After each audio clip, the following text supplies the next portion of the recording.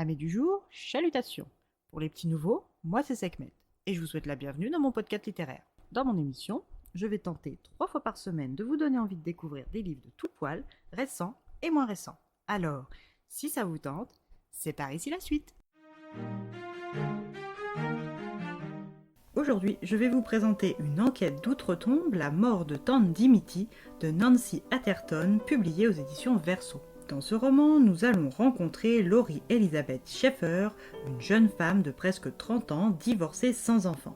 Née à Chicago, elle a grandi seule avec sa mère, Elizabeth Irene, devenue veuve peu de temps après la naissance de sa fille. Pour prendre le dessus sur son chagrin et payer le loyer, cette institutrice s'est donnée corps et âme. Depuis toujours, Laurie idolâtre sa mère si joyeuse, énergique, intelligente, courageuse et efficace, et adore leurs moments rien qu'à elles deux au moment du coucher. Elizabeth raconte à sa fille une histoire de la fameuse Tante Dimity. Accompagnée de son fidèle lapin en peluche Reginald, la petite Laurie ne se lasse pas d'entendre encore et encore les aventures anodines mais toujours drôles de cette femme fantasque et toujours joyeuse. Une fois en âge, Laurie est partie faire ses études à Boston où elle y a rencontré celui qui est aujourd'hui son ex-mari. Après ses études, elle a suivi son époux à Los Angeles jusqu'à la signature des papiers du divorce. Seule dans une ville où elle ne connaît personne et avec le minimum syndical, elle repart pour Boston. Elle espère y reprendre son ancien poste à l'université au département des livres rares, mais malheureusement pour elle, son ancien poste, tout comme les livres sur lesquels elle veillait avant de partir pour LA, ont disparu dans un incendie. Impossible pour elle de postuler ailleurs pour un emploi similaire, car elle ne possède aucun diplôme le lui permettant. Et son ancien mentor, le professeur Stanford J. Federman, a beau être une sommité, il est aussi le moins bien apprécié de son domaine. L'horizon pour Laurie était sombre, et les histoires de Tante Dimity ne l'aidaient plus comme quand elle était petite. Sachant sa fille dans la nécessité, comme elle à la mort de son aimé, Elizabeth propose à sa fille de réaménager dans leur appartement de Chicago, ce qui est pour Laurie inenvisageable. Elle voudrait s'assumer et ne plus dépendre de personne. Elle a accepté l'hospitalité d'une amie, Meg Thompson, rencontrée durant ses études, le temps de trouver son premier appartement et son premier job en intérim. La descente n'était pas terminée. Dans son premier logement, elle s'est fait cambrioler et faute d'avoir trouvé quoi que ce soit à voler, le malotru a tout saccagé et éventré Reginald. Ce qui pour Laurie était le pire. Ce lapin était et reste son confident. Alors le voir salement amoché lui brise le cœur encore plus. De déménagement en déménagement, Laurie a connu un peu de tout jusqu'à prendre une colocation avec une interne en médecine et une étudiante dans le même domaine. Quand Laurie pense enfin avoir trouvé une sorte d'équilibre, sa mère décède subitement. Une fois les formalités passées, elle est rentrée à Boston et s'est chargée de travail pour s'anesthésier au maximum. Petit à petit, elle épuise son corps pour faire taire son esprit. Elle se renferme sur elle-même et même son amie Meg n'arrive plus à communiquer. C'est à cette période charnière qu'elle a reçu un courrier élégant de la part d'un cabinet d'avocats nommé Willis & Willis. Dans la lettre manuscrite, elle y a appris la mort de mademoiselle Dimity Westwood, celle qu'elle connaissait comme la Tante Dimity.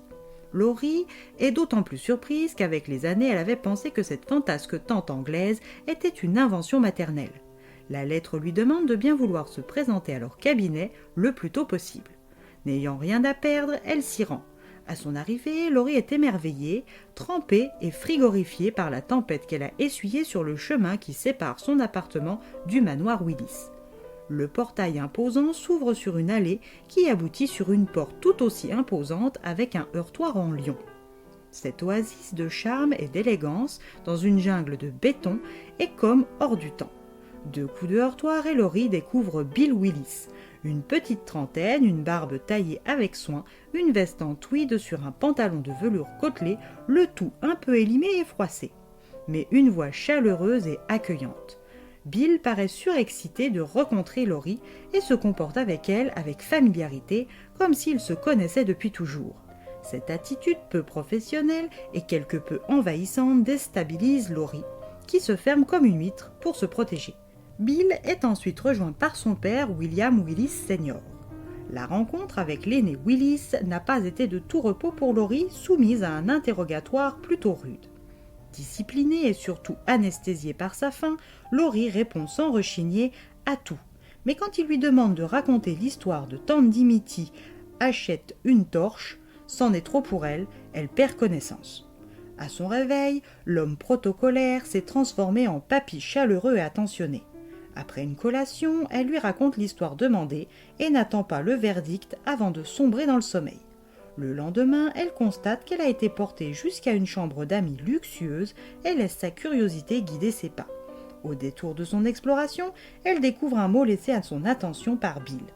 Le volubile avocat lui fait découvrir des endroits de la propriété, comme la coupole de l'arrière-grand-oncle Arthur, tout en l'inondant de paroles. Après cette escapade, elle rejoint l'avocat de la tante Dimity. Sa cliente missionne Laurie, la fille de sa plus chère amie, pour écrire la préface de son livre regroupant les aventures de tante Dimity. Tout le travail d'édition a déjà été réalisé, seule la préface manque. Pour pouvoir y parvenir, elle aura accès à la correspondance qu'elle a entretenue avec Elisabeth, au cottage qu'il a vu grandir et à des ressources quasi illimitées. Une fois au cottage, elle aura 1 mois pile pour écrire la dite préface et son travail sera récompensé par 10 000 $. Laurie accepte et sait qu'elle risque de passer à côté de cette somme. Mais sa mère, dans sa lettre, lui a confié la tâche de résoudre le passé de Dimity depuis une vieille photo. Alors accompagnée de l'avocat Golden Retriever, de son fidèle Reginald en boîte et de la mystérieuse photo, tout droit venue du passé de Dimity, Laurie débarque pour l'Angleterre. Arrivera-t-elle à exaucer le souhait post-mortem de sa mère tout en rédigeant la préface de Mademoiselle Dimity Westwood ? À vous de le découvrir par votre lecture.